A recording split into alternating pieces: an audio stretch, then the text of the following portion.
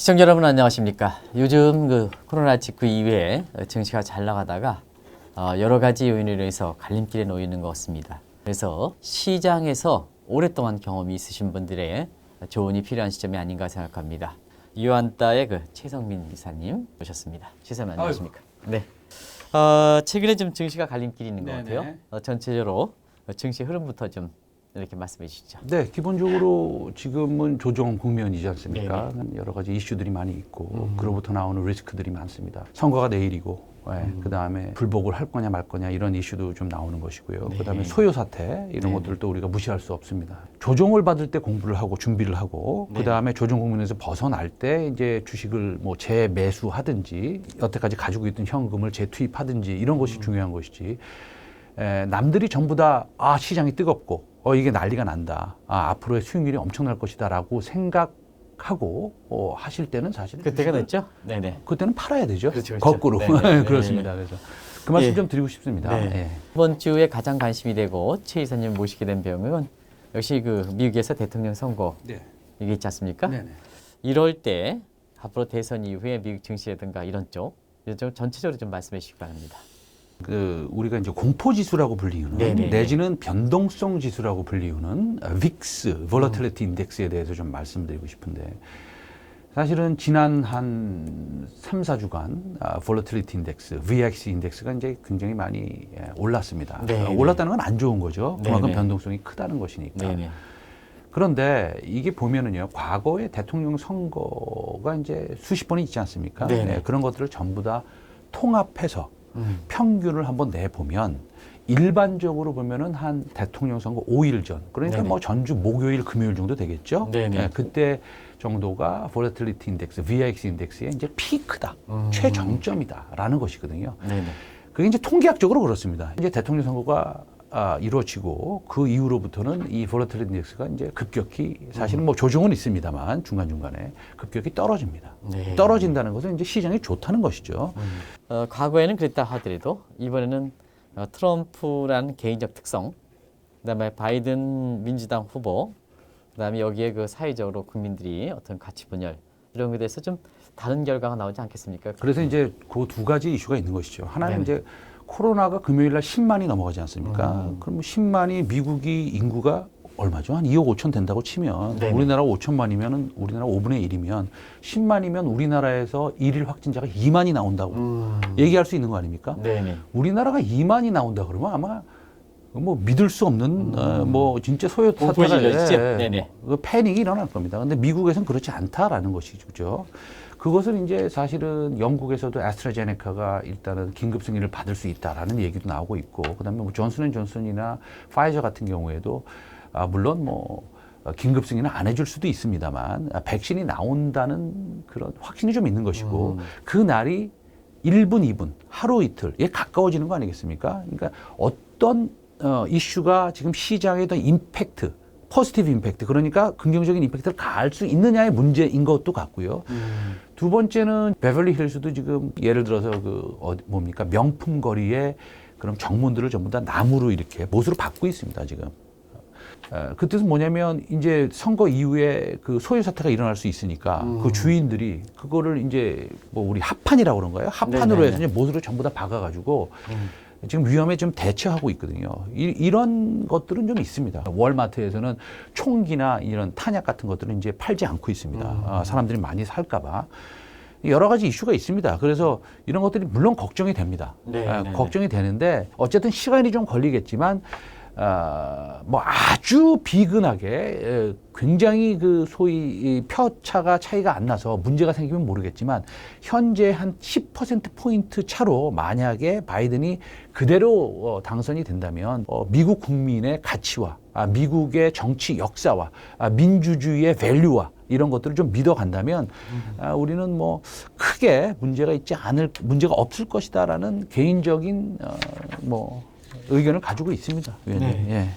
또 한 가지 이렇게 우리 개인 투자가들도 여기 관심이 이제 많습니다는 세계 최대의 이렇게 IPO라 이렇게 하는 엔티 파이낸스 이 문제에 대해서 좀 말씀해 주시죠. 또 여기 홍콩에서 좀 이렇게 근무한 경험 있지 않습니까? 네네네. 제가 이제 런던에서 뉴욕에서 근무하다가 런던으로 넘어갔다가 네네. 홍콩에서 꽤 오래 있었는데 네네. 어쨌든 그 엔트 파이낸셜이라는 것은 이 IPO 규모가 기존 IPO 규모랑은 틀립니다. 제일 크고요. 제일 크고 돈은 한 3,000조가 몰렸다고 그래요. 기관이랑 합쳤겠죠. 네네. 3,000조가 몰렸는데 이게 이제 마윈의 알리바바가 가지고 있는 회사 아닙니까? 알리바바가 한 30% 가지고 있고요. 마윈의 회사가 한 50% 가지고 있습니다. 그러면 전체로 한 7, 80%가 가지고 있고 사실은 좀 약간 품절주라고 해도 되는 이런 회사인데 이게 이제 문제가 있어요. 사실은요. 어떤 문제가 있느냐? 전 세계 글로벌 자산 운용사가 이렇게 크게 되는 IPO의 규모는 참여를 안 할 수가 없습니다. 참여를 해야 되는 것이고 그 다음에 상장하는 날 그 다음 날부터 이제 편입을 해야 됩니다. 어쩔 수 없이 해야 됩니다. 왜냐하면 자기의 포트폴리오가 글로벌 포트폴리오가 뭐 예를 들어서 쫓아가야 되기 때문에 이것은 이제 자산운용사의 이런 어떻게 이 구조를 아시는 분들은 이해를 좀 되실 텐데 무조건 사야 되긴 사야 됩니다. 그러니까 편입하는 규모가 뭐 본인에 딸렸죠. 예를 들어서 이 엔트 파이낸셜이 전 시장의 5%를 차지한다. 자기가 해당하는 시장의 5%를 차지하면은 그 자산운용사 펀드 매니저는 너무 좋다. 그럼 7% 참여할 수도 있는 거고요. 이거 별로다. 그러면 한 3%, 3% 참여할 수도 있습니다. 그러나 참여는 해야 됩니다. 그렇게 되면 어떻게 됩니까? 수급이 조금 이슈가 생기죠. 그렇게 된다면 그래서 어저께 미국에서 사실은 빅테크 소위 말해서 대형 기술주들이 많이 빠지지 않았습니까? 애플도 한 5% 정도 빠졌고 엔비디아도 마찬가지고요. 그다음에 트위터도 마찬가지고요. 페이스북도 많이 빠졌습니다. 그럼 빠진 이유는 물론 3분기에 실적이 좋게 나왔는데도 불구하고 향후의 미래에 대한 실적이 조금 좀 뭐 우려가 있다. 그다음에 또 이익 실현 물량이 있다. 라고 하는 이유가 있겠지만 그 중에 또 이유가 하나가 뭐냐면 돈을 만들어야지 엔트 파이낸셜에 또 공모도 참여하고 그다음에 상장이 되면 그것도 주식을 살 수 있지 않습니까? 그래서 현금을 좀 만들어 놔야 되겠다라는 것인데 그렇게 된다면 우리나라에도 어느 정도 영향을 미쳤을 겁니다. 이미. 그렇기 때문에 물론 이미 공모가 끝났고 하기 때문에 약간 지나간 과거사라고 볼 수도 있습니다. 그러나 수급의 이슈가 생겼고 약간의 수급의 이슈가 생길 수 있다라는 것이죠. 다시 말씀드리면 이런 겁니다. 삼성전자를 조금 팔아서 하이닉스를 조금 팔아서 엔트 파이낸셜에 들어갈 수 있다는 겁니다. 근데 이미 공부가 끝났는데요. 공모가 끝났지만 네네. 이제 공모에 참석하는 것은 좀 일부분이잖아요. 그다음에 어차피 상장이 되면 제 생각엔 11월 5일 날 홍콩에서부터 상장이 되고 상해는 또 그 다음에 상장이 될 것이고 그다음에 다른 증시에도 좀 상장이 될 텐데 상장 후의 주가 모습에 따라서 지금 최 이사님 말씀하시는 그 내용은 좀 달라지지 않겠습니까? 과거에 그 사우디의 아람코 이렇게 상장할 때도 네네. 지금 비슷한 쪽의 예상들이 낙관적 시각이 많았습니다는 네. 사실 현상은 전 그 반대로 움직이지 않지 않습니까? 네네. 아람코는 이제 정유업체니까 네네네. 그 섹터 내에서의 그 포트폴리오 조정이 조금 좀 중요한 것인데 엔트 네네. 파이낸셜은 그냥 테크 아닙니까? 기술주. 그러니까 우리나라는 기술주로 이루어진 회사 네네네. 나라라고 해도 과언이 아닐 정도이고 네네. 나스닥도 마찬가지고요. 네. 대만은 또 어떻습니까? 대만은 우리나라보다 더 심한 것 같아요. 거의 뭐 전체 상장 주식의 거의 대부분이 기술주이니까. 네, 그래서 네, 네. 살짝 이슈는 있을 겁니다. 그러나 이제 공모가 끝났고 해서 이미 좀 팔아놨다 이거죠. 이미 팔아놨을 겁니다. 예, 이미 팔아놨기 때문에 앞으로는 뭐 괜찮을 것 같은데 어쨌든 네네. 항상 전 세계에 이런 종목들 아주 큰 IPO가 있으면 이거는 이슈가 좀 있을 수 있다. 그 이슈가 얼만큼이냐? 조금 있을 수도 있고 클 수도 있는데 이번에는 뭐 우리가 좀 느낀 이만큼 정도의 이슈가 있고 이미 과거치사고 앞으로는 좀 덜 있을 것이고 뭐 이 정도의 느낌을 가지고 있습니다. 네. 우리가 이제 이번 주에 또 하나 관심이 3일 날 우리 이제 시간으로 목요일 아침에 이제 발표하겠습니다는 FOMC 회의 아니겠습니까? 네. 이번 FOMC에서 뭐 별다르게 뭐 변화 사항을 주기는 어렵죠? 뭐 거의 없을 겁니다. 네, 거의 네. 없는데 이제 자산 매입 규모에 대해서 조금 얘기는 나올 수는 있습니다. 왜냐하면 이제 왜 그러냐면 그것은 소위 그 선거 이후에 어차피 5차 부양책을 한다고 그러지 않았습니까? 네, 네, 5차 부양책을 한다는 것은 나라의 돈을 쓴다는 것이거든요. 그렇죠? 그럼 돈이 또 비일 수 있습니다. 그럼 또 자산 매입을 해야 되는 것이고 채권을 발행해야 되는 것이고 그럼 채권을 발행한다면 그래서 이제 채권 금리는 올라갈 수 있죠. 예, 그다음에 올라갔고 조금 그래서 바이든이 만약에 당선이 된다면 미국 국채의 발행 규모는 조금 더 커질 것이고 그렇다고 본다면 시중에서 원하는 기대 수익률은 높아질 것이고 그렇다고 본다면 채권 금리는 조금 올라갈 것이다. 그다음에 연결돼서 미국의 페드는 연준은 자산 규모 매입의 속도를 조금 가속화시킬 것이다. 그러면 유동성이 과거와 같이 조금 더 뭐라 그럴까요? 긍정적인 효과를 시장에 미칠 수 있다라고 본다면 선거 이후에 소요 사태만 좀 없고 잘 이렇게 안정적으로 뭐라 그럴까 정권이 이양된다면 뭐 큰 문제 있겠습니까? 네.